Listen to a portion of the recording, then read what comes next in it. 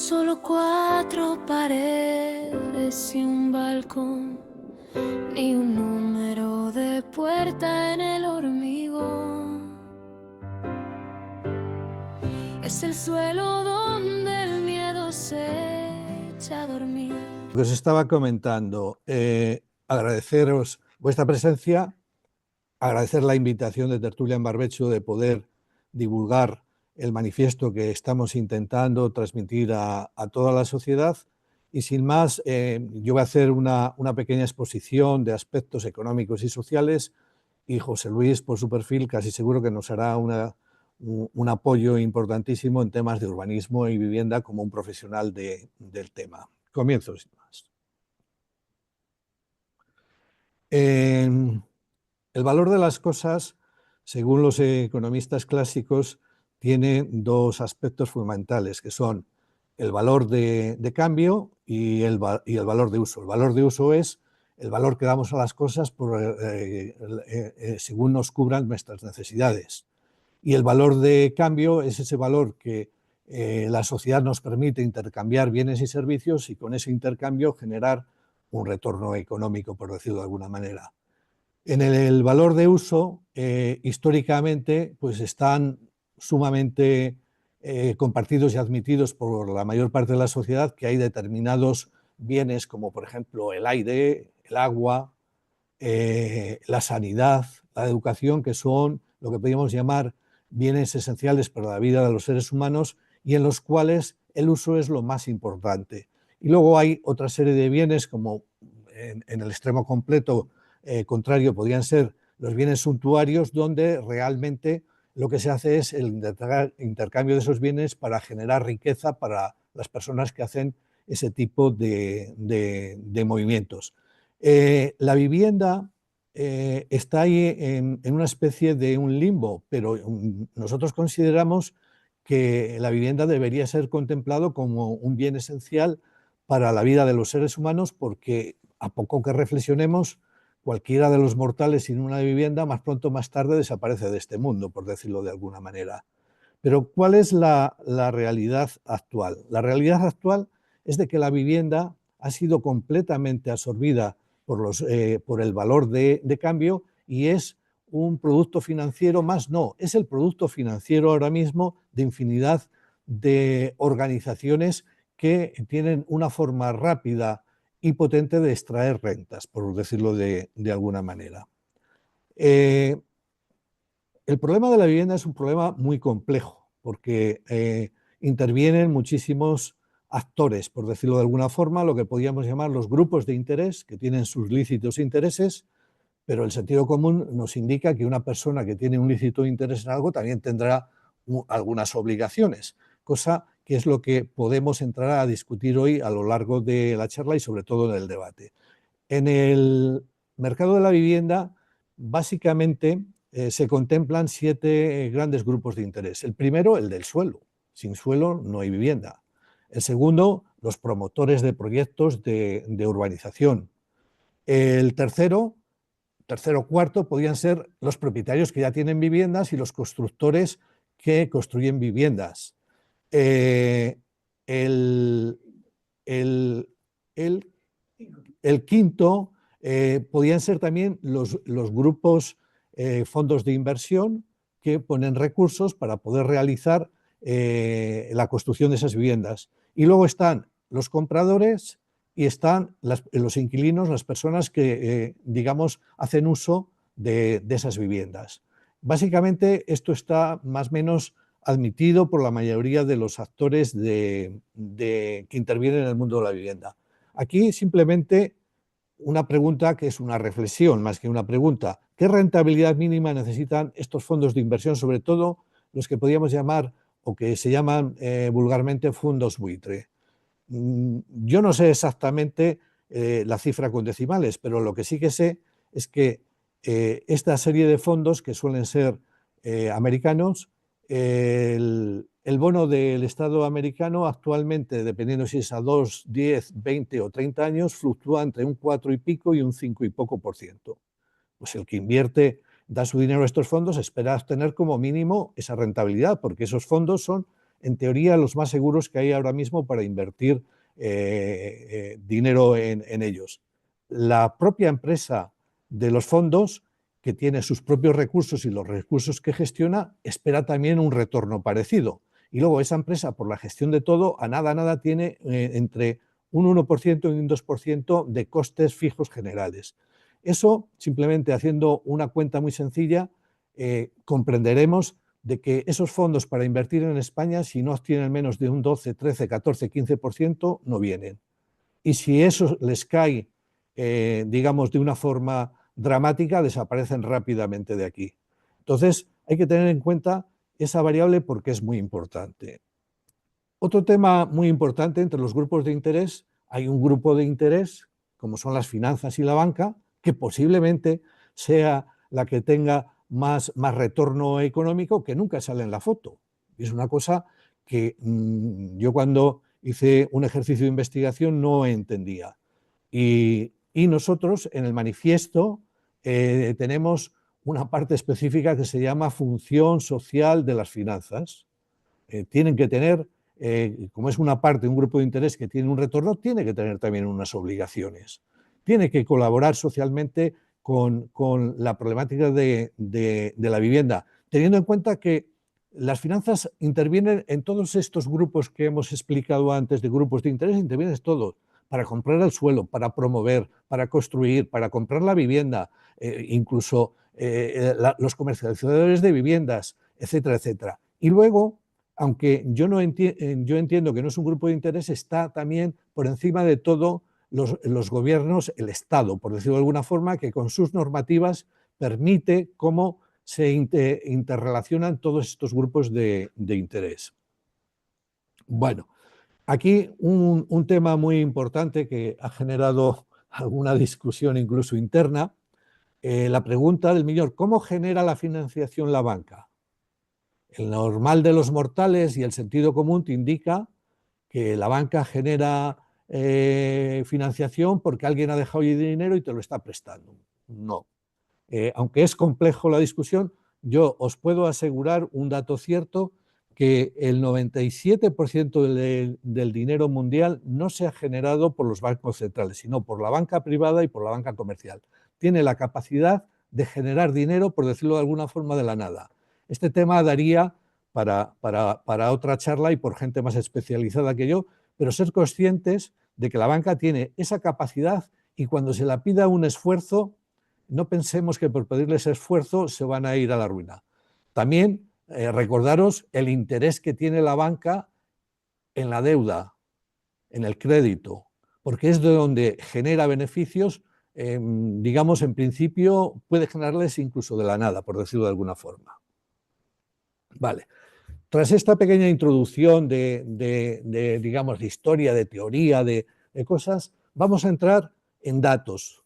El mercado de la vivienda tiene un problema gravísimo de falta de información de datos y los datos que hay en muchísimos casos son juez y parte, porque, como lo veremos luego en una diapositiva intermedia, la mayoría de la información que se maneja en los medios suele estar facilitada por juez y parte. Se lee una noticia sobre la vivienda y dice, según los datos que aporta Fotocasa, según los datos que aporta el Idealista, etc. Hombre, yo creo que ese tipo de empresas no son las más adecuadas, pueden tener información, pero no son las más adecuadas para darnos consejos porque es una parte también implicada, por decirlo de alguna forma. Datos con un grado de fiabilidad muy alto, de los que he podido conseguir. La evolución del precio de la vivienda en España del 2018 al 2025 ha subido sobre un 55%. En algunos territorios más, en algunos evidentemente menos. Sobre el alquiler, en un periodo parecido, entre 2015 y 2023, el diferencial que se ha separado entre lo que son los sueldos de las personas, y ojo, que en esta época ha subido un porrón el sueldo mínimo interprofesional, y lo que es el coste del alquiler, se ha incrementado, se ha generado un diferencial de aproximadamente un 30%. Esto hay que tenerlo en cuenta cuando luego hablemos de muchas cosas, porque parece que cualquiera puede acceder a una vivienda. ya sea en compra o en alquiler. Y estas realidades hay que tenerlas en cuenta. Otra serie de datos, los datos relativos al tema de viviendas vacías. En España, independiente de que ahora os voy a hacer un matiz sobre la cifra que hay de viviendas vacías en España, que se estima sobre 4 millones de viviendas, tenemos un porcentaje muchísimo más alto que otros países, digamos, de nuestro entorno cercano. De esos 4 millones de viviendas, la realidad es de que con esos datos que son muy complicados de darles un grado de una fiabilidad al 100%, se estima que aproximadamente unos 2 millones sí que están en disposición con pequeños retoques para salir al mercado.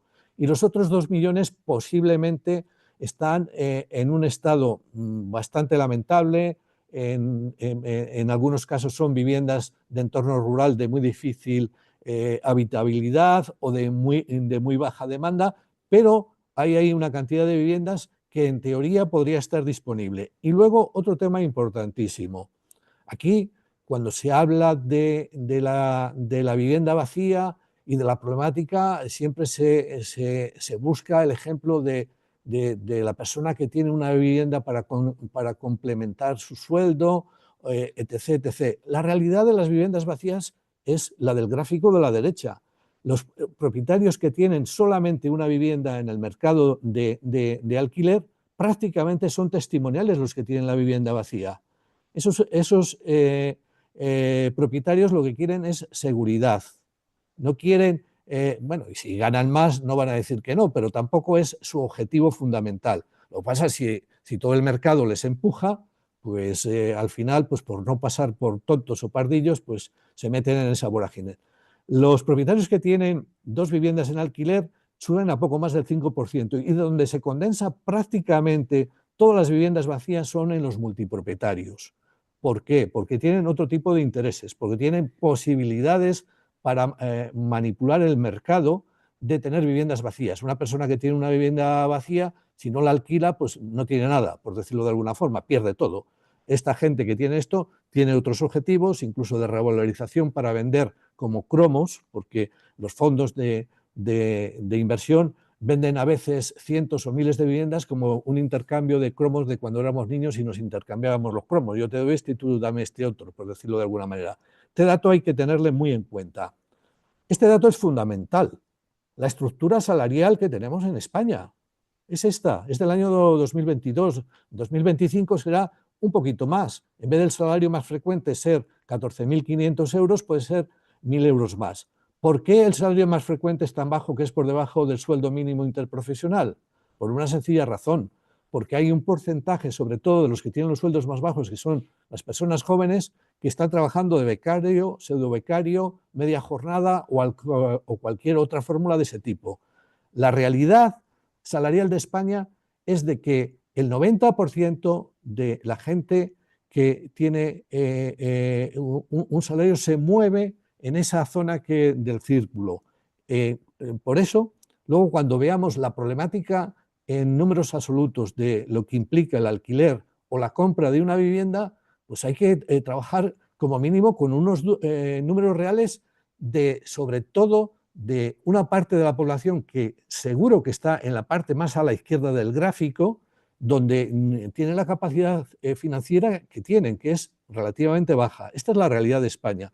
Hombre, aquí podría haceros una comparativa, por ejemplo, con lo que sucede en una comparativa Madrid-Viena. En Madrid, vamos a ver que tengo aquí los datos, el coste medio del alquiler está sobre, vamos a ver que lo tengo aquí, vale, está sobre 24 euros metro cuadrado. En Viena, que tiene más del 50% de las viviendas que son públicas o cooperativas, está sobre 8 euros el metro cuadrado. El sueldo neto de Viena se acerca a los 4.000 euros. El sueldo neto de Madrid puede llegar como mucho, hablamos de medias, sobre 2.700. Eso significa que en Viena una persona alquila una vivienda con el 12% de sus ingresos y en Madrid necesita incluso más del 50%. Entonces, seamos conscientes de esa realidad salarial que tenemos en España para cuando hagamos propuestas que sean acorde a esa realidad. Bueno, el tema de vivienda pública, que ya hemos hablado de ello, en España tenemos un 2,5% solamente de vivienda pública, en la media de la UE que si llegan al 10%, y hay países como Austria, Dinamarca, que pasan del 20%, Francia el 17%, Suecia el 19%, Dinamarca, lo poníamos ahí el 20,9%, Países Bajos el 30%, y la media de la UE baja tanto, ¿por qué? Porque Italia tiene un 4%, España un 2,5%, Portugal y Grecia un 2%, Croacia un 1,8%, Estonia el 1,7% y Rumanía el 1,5%. Creo que la aspiración como sociedad es más parecernos a estos países primeros que a estos segundos. Entonces esto también hay que tenerlo en cuenta. ¿Por qué? Porque con una presión tan pequeña del mercado de vivienda pública es muy complicado cambiar esa dinámica de la noche a la mañana, con lo cual nosotros en el movimiento tenemos una discusión también interna sobre los recursos, dedicarles a la compra o al alquiler, y yo pienso que las dos cosas deberían de ser compatibles. Vale. Otro tema también para tener el dato, la ocupación de viviendas en España. Vamos a ver, datos de 2025, y estos datos son más contrastados, sobre un censo de que puede ser poco más de 25 millones de viviendas que hay en España. En el año 2000, creo que estos datos son 2024-2025, ha habido 15.000 ocupaciones de vivienda, de las cuales ha habido 2.000 denuncias de allanamiento de morada que se han concretado en 300 condenas, para ser exactos, de la problemática de esta que sale de vez en cuando en las noticias, que baja una persona a comprar el pan y cuando vuelve le han comprado la vivienda. Eso es el 0,0001 del ocupamiento de las viviendas, es prácticamente testimonial. Y la ocupación está estudiado con datos de que mayoritariamente está en propietarios de multipropietarios, en fondos, bancos que tienen viviendas vacías de hace tiempo, etc., etc. La realidad, aunque el ejemplo a lo mejor no es el más adecuado, que en España es más fácil que te apuñalen en la calle cuando estás paseando que te allanen la vivienda. Esta es la realidad, con datos ciertos y contrastados. Bueno, y finalmente, como propuesta de datos, vamos a desmontar también otro de los mantras que existe en el sistema económico actual, que es el que el mercado lo regula todo. Yo simplemente os voy a poner aquí 3 párrafos para que reflexionemos de una forma muy sencilla. A principios del siglo XXI se construían en España más viviendas que entre Francia, Alemania e Italia conjuntamente. Según la teoría económica, en España se tenían que haber hundido los precios. ¿Pero qué es lo que pasó? Los precios subieron más que nunca. Estamos hablando hasta 2008, para centrarnos, 2000, 2008. Esa es la realidad de lo que sucedió. ¿Y qué es lo que nos proponen ahora mucha gente? Volver a lo mismo, hacer 20 años después. Hombre, si haces lo mismo, no esperes obtener resultados diferentes. El sentido común, yo pienso, y la lógica, y la experiencia y la historia nos demuestra que si has cometido un error y sigues cometiendo los mismos pasos, vas a seguir cometiendo el error, por decirlo de alguna forma. Bueno, yo lo que os comentaba al principio es que en el mercado de la vivienda hay una problemática. Hay un dicho que es el contrario de lo que pone la diapositiva, de que el dato mata el relato. Aquí es al revés. El relato está matando la realidad de los datos, porque esos datos son escasos y el relato es completamente diferente a muchos de estos datos que os estoy exponiendo, por decirlo de alguna manera. ¿Qué proponemos desde el movimiento por el manifiesto por el derecho a la vivienda? Proponemos, de forma de resumen, 4 grandes puntos. En nuestra web, que en la comunicación de la convocatoria de este acto figura, y al final también dejaremos ahí una diapositiva donde viene un mail de contacto y la web nuestra. Vienen el desglose completo, la información completa del manifiesto, que es un documento de 11 páginas, donde se hace un análisis exhaustivo de dónde venimos, hacia dónde queremos ir y con qué propuestas. Este resumen de 4 puntos nos puede dar una visión de lo que es nuestras propuestas. La primera es de que el suelo público siempre sea público. Y ahí José Luis luego seguro que nos puede dar más de un ejemplo y de dos de cómo se han estado haciendo las cosas hasta ahora, que ha sido todo lo contrario. El segundo punto sería que los recursos se asignen de verdad para quien realmente necesita acceder a la vivienda. Yo dudo mucho, con todas las cosas que se han estado haciendo hasta ahora, que esos recursos estén llegando realmente a quien los necesita, porque simplemente reflexionemos en los 10 últimos años si estamos mejor o peor. Yo pienso que estamos peor o incluso mucho peor, con lo cual las actuaciones que se han tomado hasta ahora, aunque se hayan hecho con muy buena fe, seguro que no son las adecuadas. Y nosotros proponemos que eso esté muy controlado. Insisto que en el manifiesto completo podéis leerlo con detalle, donde os va a dar las propuestas detalladas. Aquí no va a dar tiempo a explicarlo más a fondo. Implicar a los bancos en la solución. ¿Por qué una de las partes más importantes de esta problemática no sale en la foto? Porque tienen interés en no salir, seguir estando como están y cobrar el dinero como lo cobran, generando los recursos que son obscenos, viendo las cuentas de explotación que presentan a final de año, habiendo mucha gente que no tiene vivienda, las cuentas de explotación de los bancos. Yo no estoy diciendo que los bancos no tienen que ganar dinero, porque los bancos se necesitan para hacer una intermediación financiera, pero tienen que ganar un dinero, digamos, que socialmente sea asumible y sea justo, por decirlo de alguna manera. Y el punto cuarto sería conseguir ese 20% mínimo de parque público. Nosotros ponemos a alcanzarlo en 20 años. ¿Por qué?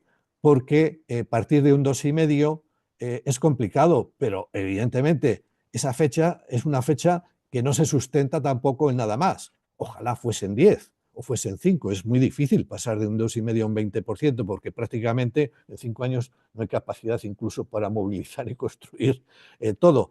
Pero sería una gran solución. Básicamente, quiero que os centréis en dos grandes puntos que son los que están provocando toda la problemática, que son el suelo y la financiación, que vamos a entrar un poquito más en detalle y yo ya estoy acabando. Sobre el suelo público, lo que es exigible que con lo público no se especule.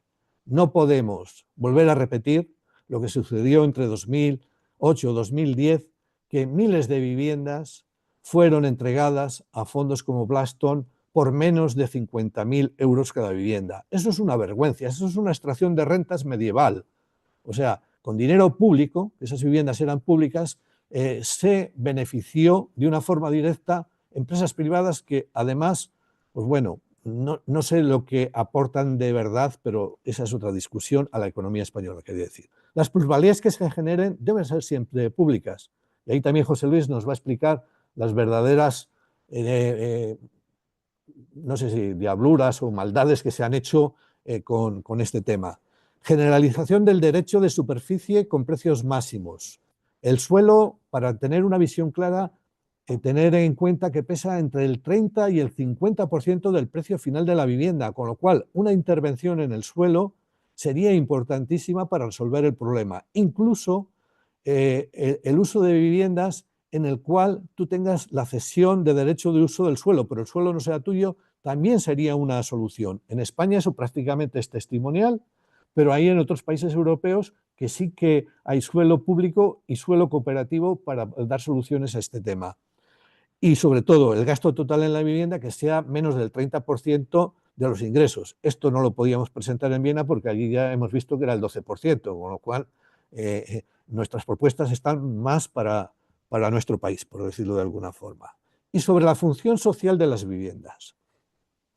Hay que generar, no sé si la palabra debería ser obligar a la banca, es una palabra muy gruesa, pero bueno, sí, habría que obligar a la banca a unas líneas de crédito regulado en toda la cadena, porque la banca actúa prácticamente en todos los actores que entran como grupos de interés, entra ahí, para el acceso a vivienda como primera vivienda y habitual, con un coste financiero máximo del 1%.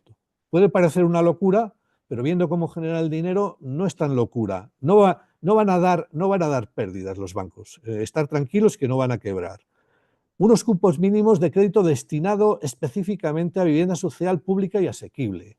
O sea, comprometer a la banca que tenga unos recursos. Ahora la banca está en una posición muy cómoda. No da crédito a no ser a alguien que tenga la capacidad de devolver 2 o 3 veces el coste de la vivienda. Eso hace que quedemos fuera del sistema de acceso a la vivienda a una parte importantísima, yo no sé si un 20 o un 30% de la población, pero una parte muy importante. Evidentemente, esto tiene que tener el apoyo del Estado con las garantías que se consideren justas para realizarlo. Exigir a la banca indicadores públicos de impacto social en la vivienda que midan su contribución efectiva al acceso habitacional. No simplemente doy dinero a este porque es mi amiguete, por decirlo. Y sobre todo, la vivienda no puede seguir siendo el principal activo financiero. Y me quedan 2 diapositivas simplemente. Os voy a poner un ejemplo que pienso que es muy, muy gráfico para que veáis cómo afecta el suelo y la financiación al acceso a la vivienda. Aquí tenemos un simulador de la compra de una vivienda con la hipoteca, pero esto lo podemos extrapolar a todo el recorrido de una misma vivienda, podríamos decir en los barrios nuevos de Valladolid, Santos Pilarica. Yo pienso que las viviendas están entre 200 y poco y 200 y mucho, dependiendo si tienen 2, 3 o 4 dormitorios. Se mueven, yo creo que en esa línea. En Valladolid todavía se pueden encontrar viviendas. A lo mejor en Madrid es más complicado, pero aquí sí que se puede una vivienda nueva, 250.000 euros. Un pago de entrada mínimo que con la situación actual de la banca no se lo admitiría, que serían 15.000 euros, que habrá mucha gente que ni tendrá capacidad por eso, pero siempre la familia o alguien podría hacer, y además es una simulación. Y luego un ingreso por unidad familiar de 2.175 euros netos, que como hemos visto en la estructura salarial que tenemos en España, tampoco es ningún disparate. En este caso, en el caso de la izquierda, el que compra la vivienda solo compraría la construcción. El suelo sigue siendo, si es público, público, y si es cooperativo, cooperativo.